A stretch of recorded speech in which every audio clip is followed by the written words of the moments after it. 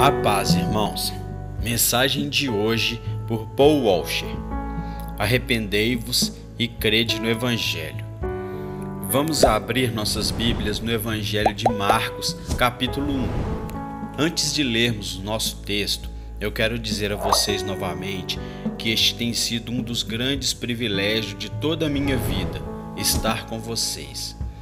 Eu considero isso uma grande honra e eu oro ao Senhor e peço para que as verdades que você aprendeu aqui essa semana continuem com você. Nós temos que entender algo acerca do viver cristão. Ele é repleto de emoções, mas o cristianismo é primeiramente uma religião de verdades. Ela é fundada na verdade que é Jesus. Mas ela também é fundamentada na verdade proposicional das Escrituras. Uma das coisas que nós queremos evitar a todo custo é fazer aquilo que é reto aos nossos próprios olhos. A única maneira de verdadeiramente experimentar a vida que Cristo tem para nós é aprender dele, Cristo. Não é através de profecias, visões, mas por intermédio da palavra de Deus, que está estabelecida nos céus e é totalmente confiável. Nós estamos lá em Marcos capítulo 1. Vamos olhar os versículos 14 e 15.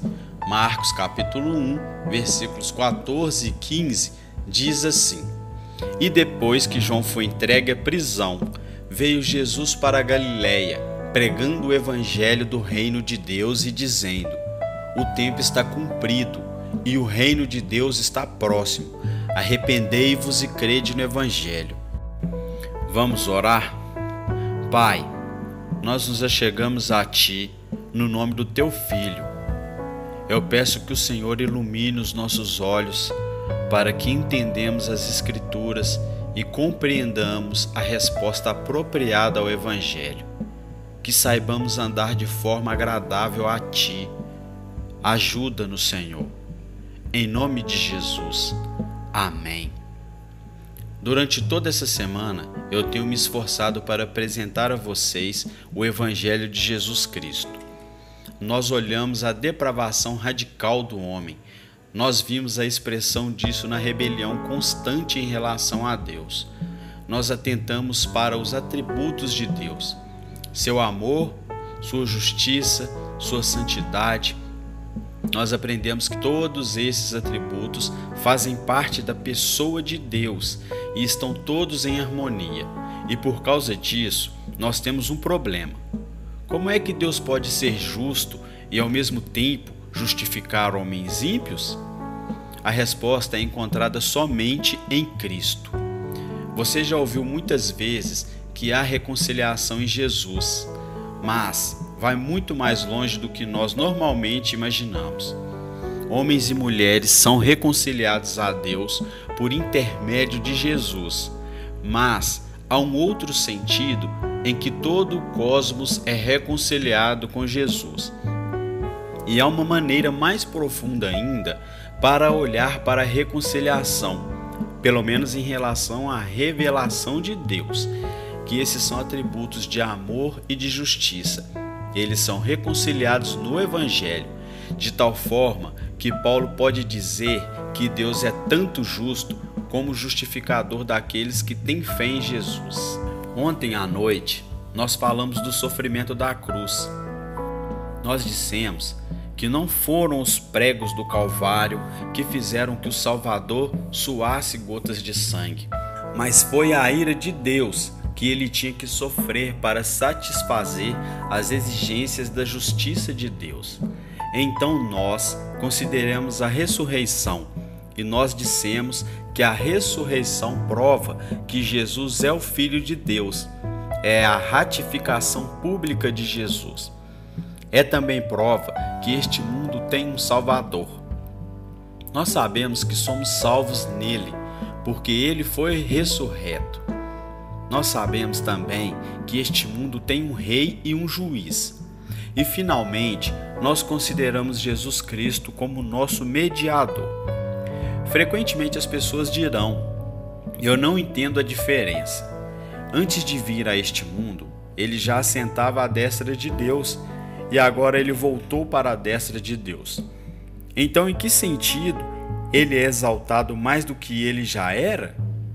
Uma das mais lindas verdades da Escritura é esta: que ele está assentado à destra de Deus, não somente como Deus, mas como homem, nosso irmão, carne da nossa carne, osso dos nossos ossos, para que um dia, quando os crentes estiverem na presença de Cristo como juiz, eles vão olhar o seu rosto e vão ver um irmão, nosso amigo, nosso intermediário entre Deus e os homens. Arrependimento e fé, a resposta correta à pregação do Evangelho. Agora nós precisamos olhar para algo muito importante. Vamos olhar hoje para a nossa resposta quanto ao Evangelho. Eu sei que até agora a pregação foi cheia de paixão e eu espero que haja paixão hoje aqui também. Mas eu vou dar uma acalmada hoje, porque eu quero que vocês entendam algumas verdades muito importantes que foram grandemente distorcidas, e muitas dessa distorção veio principalmente do meu próprio país. Depois do evangelho ser pregado, frequentemente o apelo ou a chamada do pecador não é bíblico, mas superficial, e leva muitas pessoas a acharem que são salvas quando não são. Então vamos olhar para o que Jesus diz aqui, verso 15. O tempo está se cumprindo e o reino de Deus está próximo. Como é que nós devemos responder? Arrependei-vos e crede no Evangelho. Frequentemente, hoje em dia, no evangelicalismo, no movimento evangélico, depois do evangelista ter pregado, o evangelista vai dizer alguma coisa assim: você gostaria de receber a Jesus? Você gostaria de ir para o céu? Se você quiser, repita essa oração comigo. E depois que as pessoas repetem essa oração, aí eles dizem: se você realmente quis dizer o que você acabou de orar, bem-vindo à família de Deus.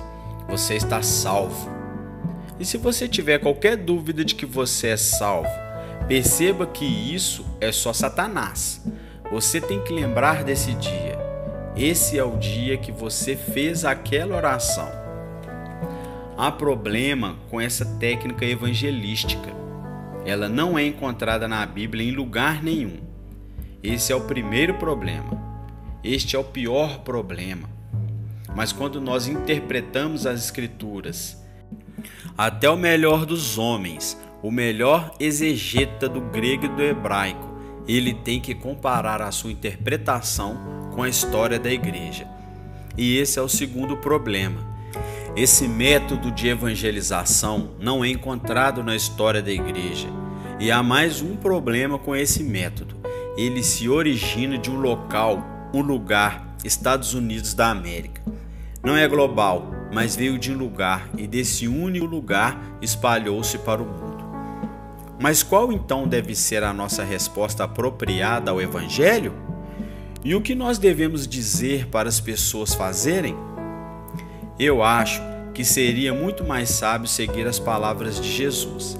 Se nós estudarmos o livro de Atos, nós vemos que ele repete as mesmas coisas.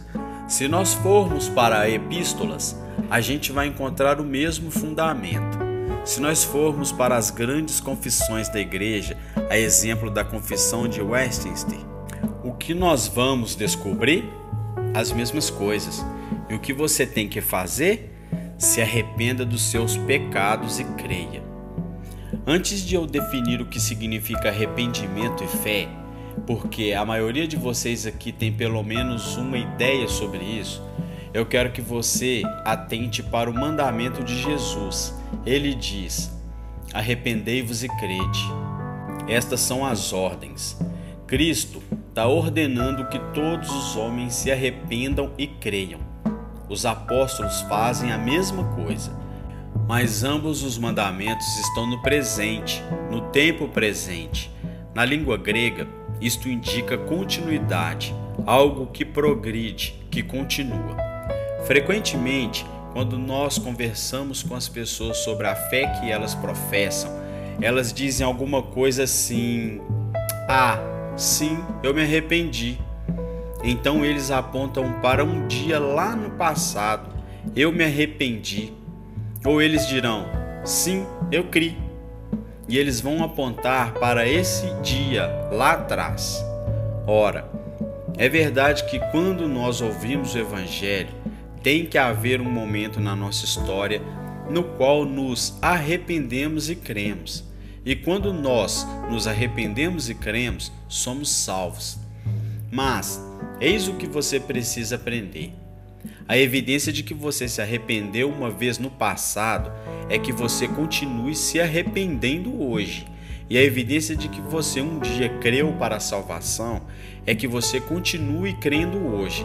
E você continue todos os dias da sua vida se arrependendo e crendo. Vamos parar por aqui por um instante.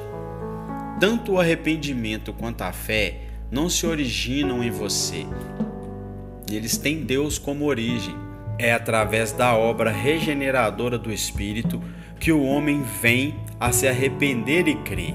E o mesmo Deus que iniciou esse arrependimento e fé, o que Paulo diz a respeito dele? Eu estou convencido, persuadido, que aquele que começou a boa obra em vós há de completá-la. Filipenses capítulo 1, versículo 6. Aquele que dá início ao arrependimento e à fé mantém o arrependimento e a fé. Mas não somente isso. Você já ouviu a palavra santificação? Mais frequentemente, nós usamos esta palavra só em relação a questões como santidade, pureza ou amor. Mas santificação se aplica a todas as virtudes cristãs e arrependimento e fé são virtudes cristãs. E arrependimento e fé também estão sujeitas à santificação. O que eu quero dizer com isso? É mais ou menos assim. Um homem perdido, não convertido, está andando pelo mundo. Ele não crê e não se arrepende. Mas um dia ele ouve o Evangelho. E aí ele vê Deus de uma maneira que ele nunca viu antes, como santo e justo. E então ele olha para si mesmo como nunca se viu. Um pecador radicalmente depravado, condenado. E isto o leva a se arrepender. Mas esse arrependimento não é para a morte. Ele não se sente simplesmente mal. Ele não simplesmente se retira. Por quê? Porque com a revelação da pessoa de Deus, ele também vê a Cristo e a graça de Deus revelada em Cristo. Então, o que ele faz? Ele crê, ele confia. E à medida que nós prosseguimos na vida, vemos mais da santidade de Deus, vemos mais do nosso pecado, da nossa incapacidade, e o arrependimento vai se tornando mais profundo. Ao mesmo tempo, nós vemos mais da graça de Deus na pessoa de Jesus. E então, a nossa fé se torna mais e mais direcionada a Cristo. E aí, no final da vida do homem, ele vê mais do seu pecado do que ele jamais viu. E ele se arrepende mais do que ele jamais se arrependeu. Ele é mais alegre do que ele jamais foi. Porque, com o revelar cada vez maior do seu próprio pecado, aumenta a revelação da graça de Deus em Cristo. Então, no fim, ele se arrepende mais e ainda assim ele é mais santo e mais alegre e jubiloso. E uma grande transação aconteceu.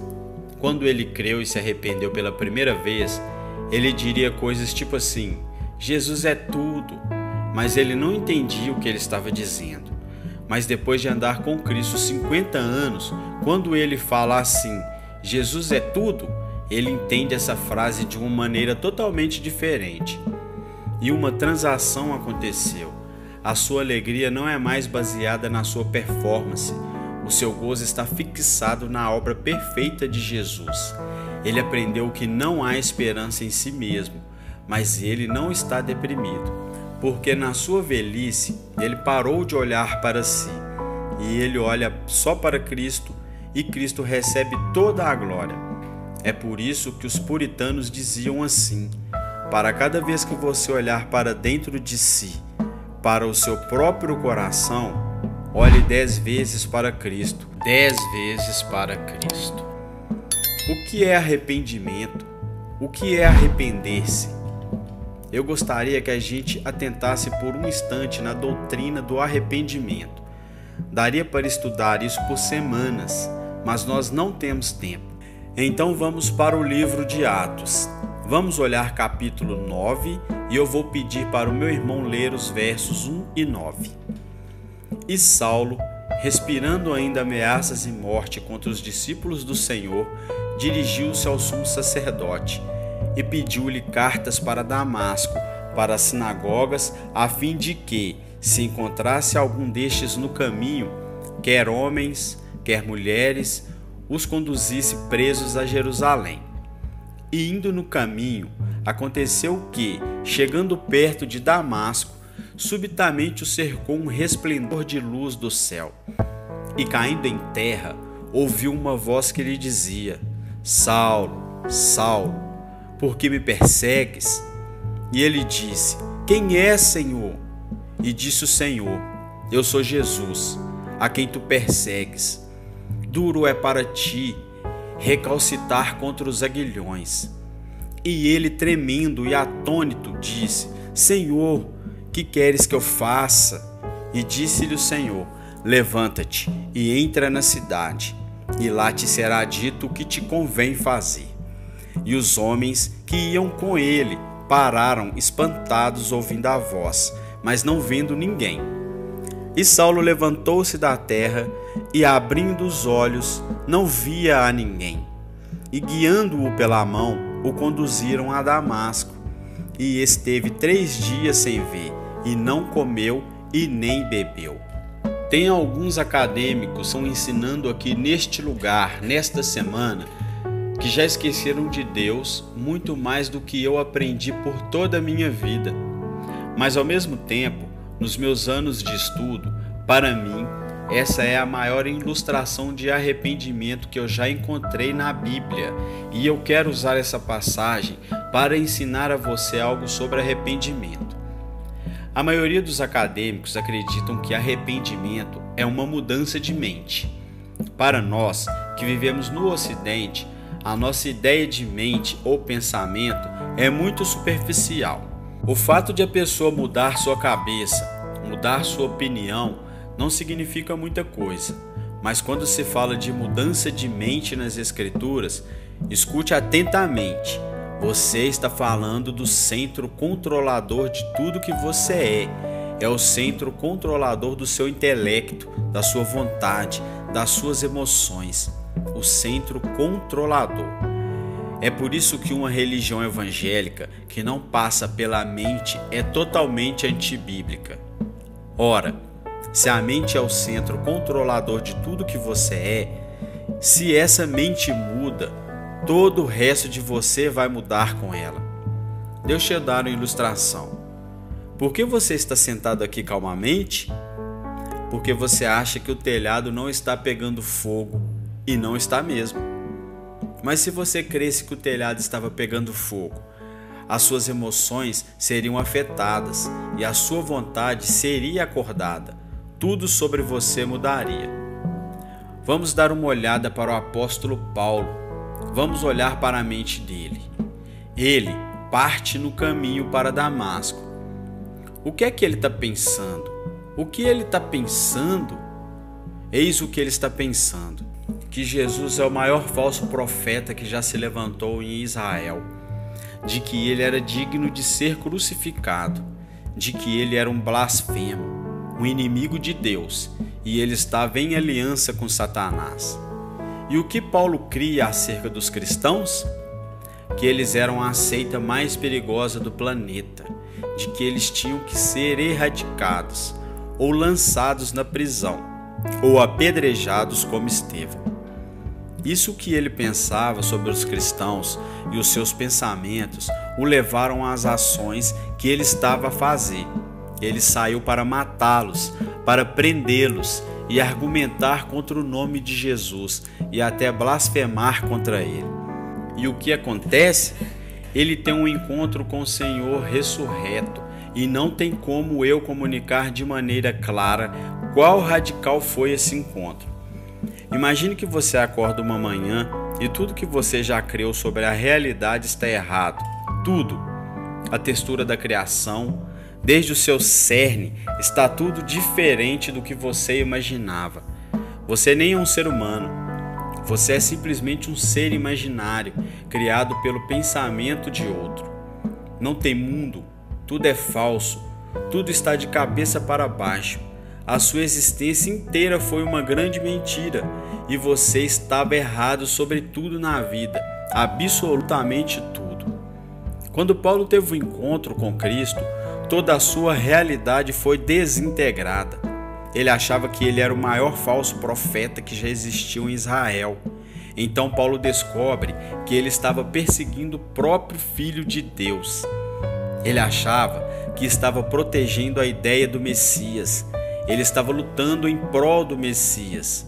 Ele achou que era amigo de Deus, mas na verdade ele percebeu que era o pior inimigo de Deus.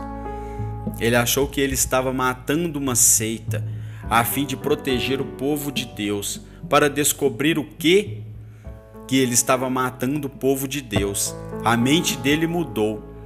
E o que aconteceu? Você lembra do resto da história? Paulo começou a pregar esse Jesus a quem ele perseguia.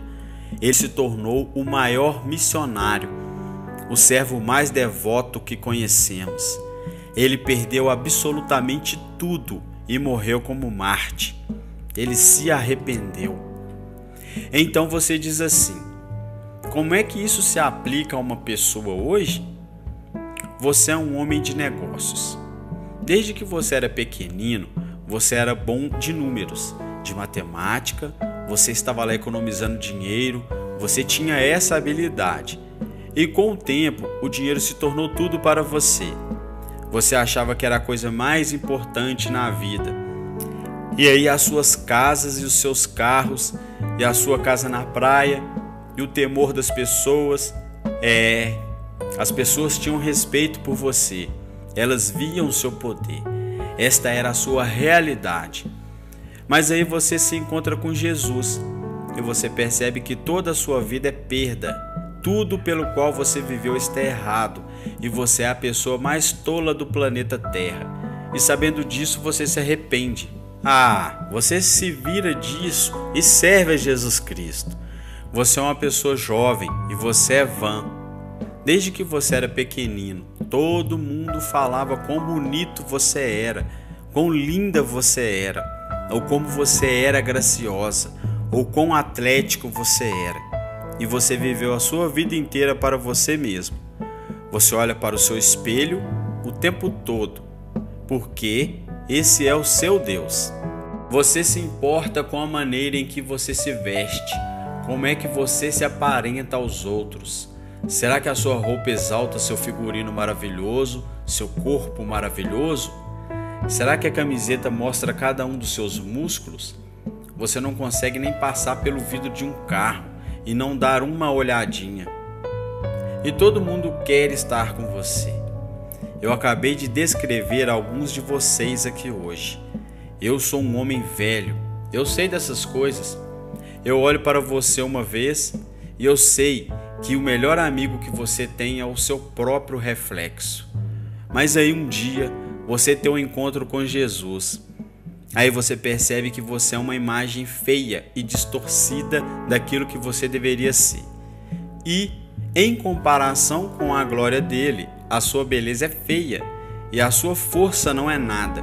Um inseto pequeno, um germe pequenino pode entrar no seu corpo e em 24 horas você está paralisado. Olha só o seu poder. Então você diz: Senhor, eu sou um tolo, perdoe-me. O que acontece? Você começa a viver à luz dessa verdade. Não significa que um homem de negócios vende tudo o que ele tem e vai viver com um ermitão. E não significa que a pessoa bonita vai lá e se faz feia. Já tem muita gente feia como eu no mundo. Mas o que significa é o seguinte: agora tudo é submetido ao Senhor Jesus Cristo. Embora eu não te dei uma definição teológica de arrependimento, isso é arrependimento. Mas eis o que eu quero que vocês vejam. Lembra que eu disse que arrependimento está sujeito à santificação? Vamos começar com Paulo aqui. Paulo realmente se arrependeu, mas não pense que Paulo era um semideus. Eu tenho certeza que quando ele era mais novo na sua fé, ele olhou para trás para a sua vida passada e era tentado pelas coisas que ele perdeu. Alguns de vocês ficam muito irados quando houve uma coisa dessa, mas Paulo provavelmente concordaria com o que eu estou falando. Ele era um homem simplesmente. E aí, homens de negócio, ele pode fazer mudanças radicais em sua vida, mas não significa que ele não vai ter lutas constantes o tempo todo.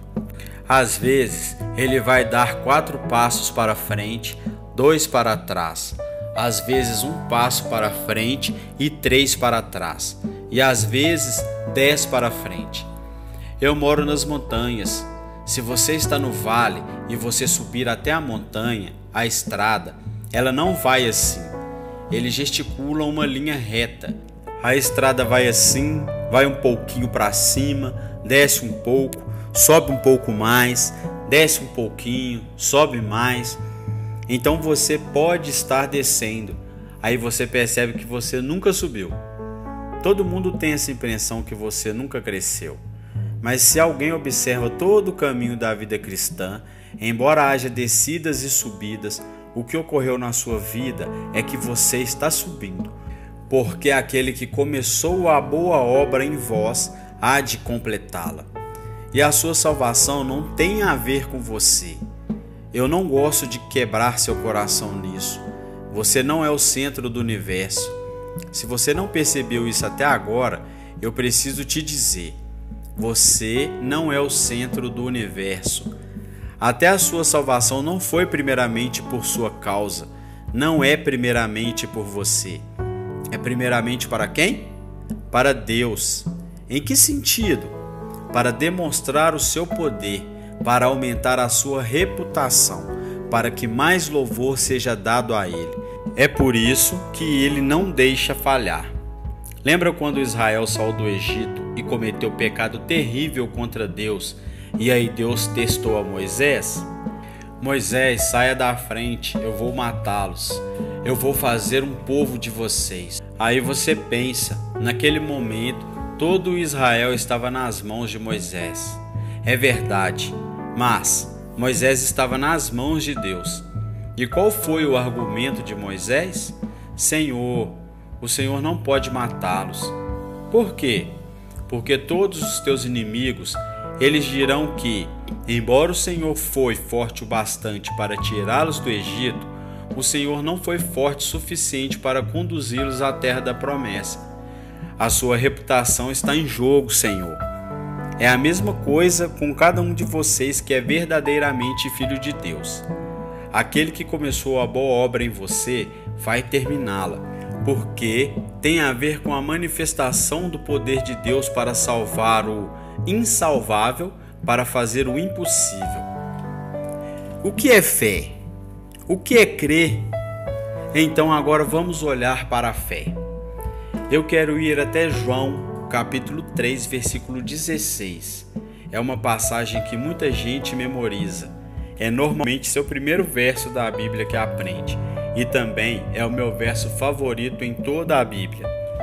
Se você quiser ler, ouvir o comentário mais lindo sobre esse texto, a exaltação mais linda do amor de Deus escrita por um homem, leia o comentário de João Calvino sobre João capítulo 3, versículo 16. Ele está impactado pelo amor de Deus pelo mundo. É um grande livro, você tem que ler. Tanta gente entende esse texto errado. Veja João capítulo 3, versículo 16. Porque Deus amou o mundo de tal maneira que deu o seu Filho unigênito, para que todo aquele que nele crê não pereça, mas tenha a vida eterna. Diz, porque Deus amou o mundo de tal maneira. As pessoas acham que esse texto significa que Deus amou tanto o mundo, mas não é o que diz o texto. O texto está dizendo o seguinte: essa é a maneira com a qual Deus revelou seu amor ao mundo. Então o texto vai dizer como é que Deus mostrou ao mundo o seu amor. Ele deu seu único filho numa cruz do Calvário. Então vamos olhar a próxima parte. Provavelmente na sua Bíblia está dito assim: para todo aquele que nele crê. No grego é um particípio e fala assim: para que aquele crente nele não pereça, mas tenha a vida eterna. Deixa eu dizer tudo de uma vez. Dessa maneira Deus mostrou o amor ao mundo. Ele deu seu Filho unigênito para que aquele que está crendo nele não pereça, mas tenha a vida eterna. Mas olha a pergunta: você é aquele que está crendo nele? Você começou a crer? Você continua a crer? E você vai continuar a crer? O que eu estou querendo dizer quando eu falo sobre crer? O que é fé? Vamos para Hebreus capítulo 11. Isso aqui vai ser importante, não só para a fé com respeito à salvação, mas fé na vida cristã. Verso 1. Ora, a fé é a certeza de coisas que se esperam, e é a convicção de coisas que não se veem. É a certeza de coisas que se esperam, a convicção de que tem coisas que existem, mas nunca vi. O que é uma coisa que eu nunca vi? Eu nunca vi um homem voar.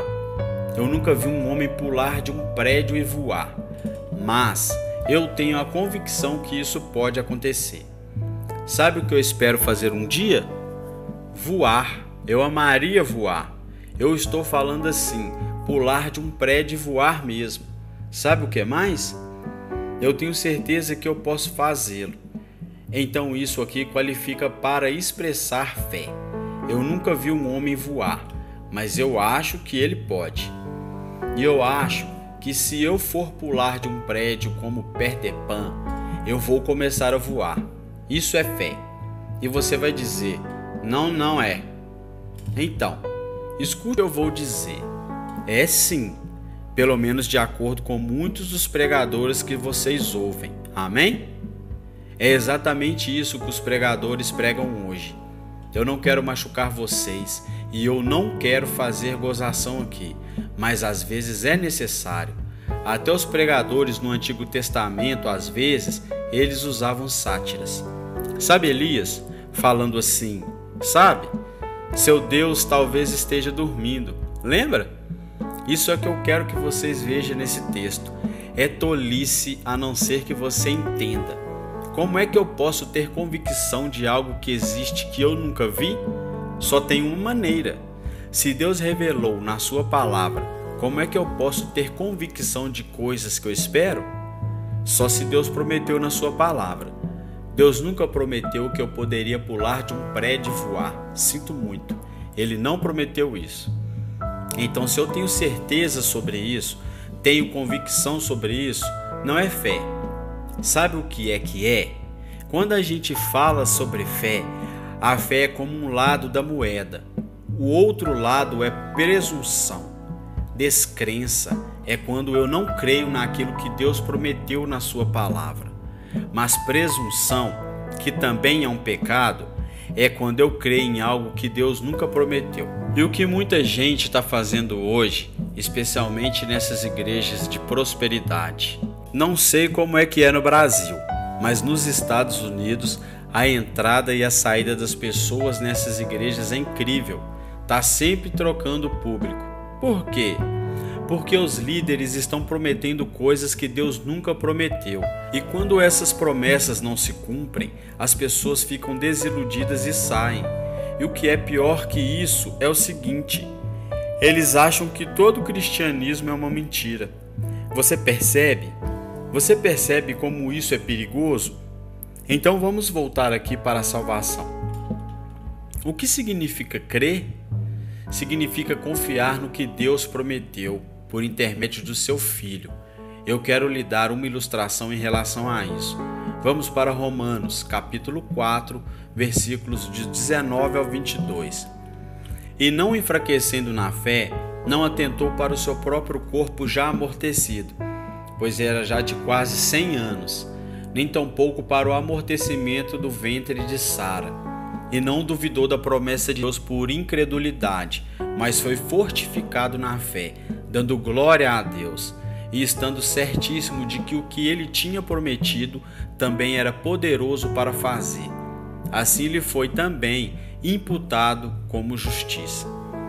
No verso 19, antes, deixa eu dizer o seguinte: Abraão em toda a Escritura é conhecido como um homem de fé.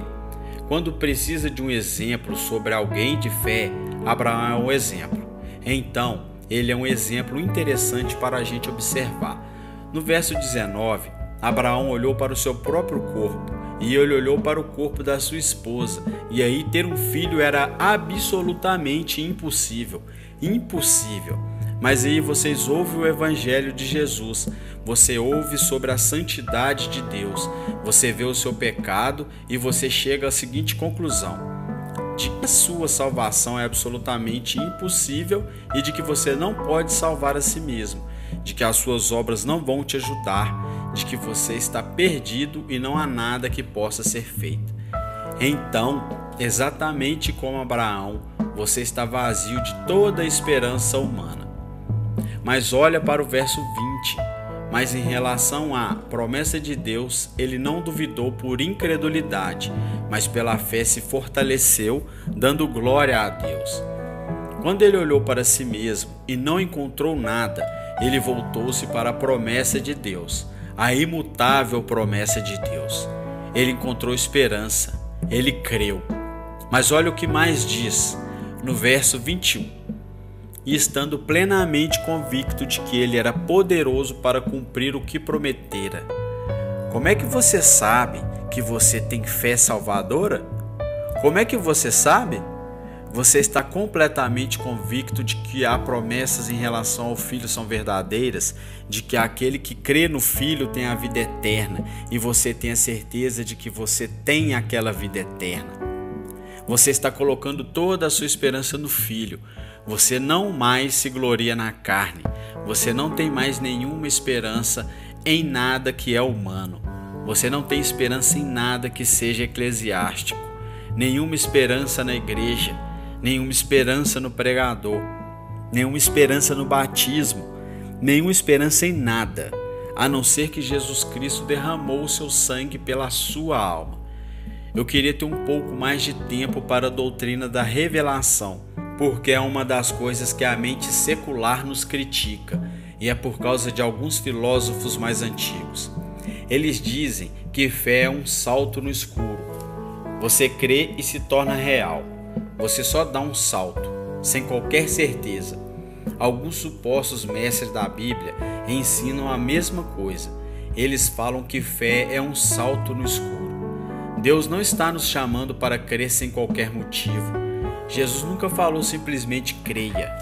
Fé sempre tem que ser baseada na revelação, e onde é que a gente tem a revelação que é certa e inerrante e imutável?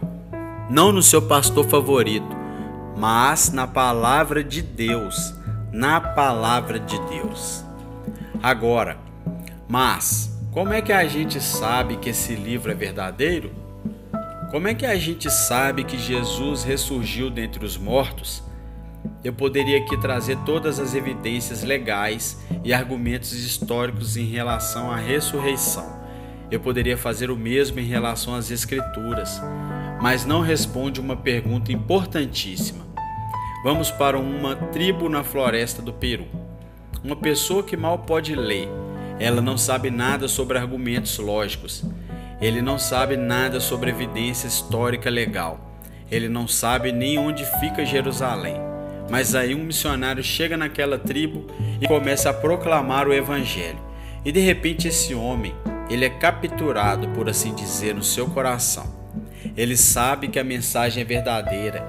Ele crê na ressurreição. Ele sabe. Ele tem certeza que todos os seus pecados foram embora.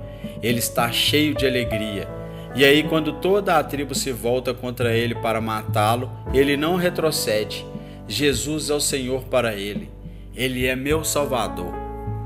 Como é que isso acontece? É uma pergunta importante. Será que ele é como uma pessoa que pulou lá do prédio tentando voar?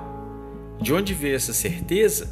O trabalho, a obra regeneradora e iluminadora do Espírito Santo, de tal forma que quando aquele evangelho foi pregado, Deus havia decretado salvar pessoas de toda tribo e nação. Ele decretou fazer por intermédio da pregação do evangelho.